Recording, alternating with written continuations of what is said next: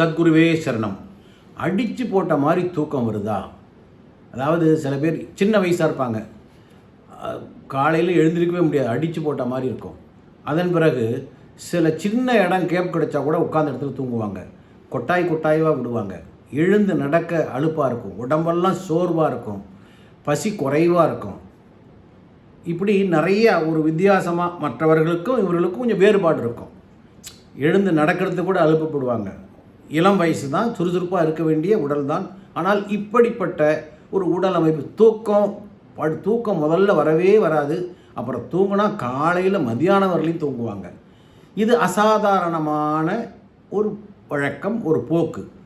இப்படி ஏன் இருக்குது அப்படின்னாக்கா, அவங்க உடம்புக்குள்ளே ஏதோ ஒன்று உள்ளே பூந்துடுச்சு, வேறு ஒன்றும் இல்லை. ஏதோ ஒரு செய்வனை உள்ளே பூந்துடுச்சு.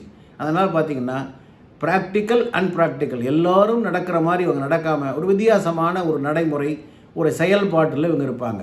எல்லாரும் சாப்பிட்ற மாதிரி ஒரு உணவு பழக்கம் இருக்காது, எல்லாரும் தூங்குற மாதிரி இருக்காது, எல்லாரும் போகிற போக்கு, எத்தனை மணிக்கு எழுந்திருக்கிறது, எத்தனை மணிக்கு வெளியில் போகிறது, எப்படி செயல்பாடுகள் வேகமாக, எல்லாவற்றிலையும் மாறுபாடுகள் இருந்தால் அவர்களுக்கு ஏதோ உள்ளுக்குள்ளே செய்வனை யாரோ ஒருவர் வைத்து விட்டார்.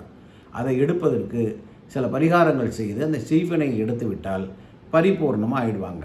அவங்களுக்கே தெரியும், உடம்புக்குள்ளே ஏதோ ஒன்று உறுத்துற மாதிரி இருக்குது, வயிற்றுக்குள்ளே ஏதோ இருக்குது, உடம்புக்குள்ளே ஏதோ காற்று ரூபத்தில் இருக்குது, நம்மளை போட்டு அமுக்குது அப்படிங்கிற மாதிரி புரண்டு படுப்பாங்க, தூக்கம் வராது. நிறைய விஷயங்களில் அவங்களுக்கு மாறுபாடுகள் தெரியும், சிம்டம்ஸ் தெரியும்.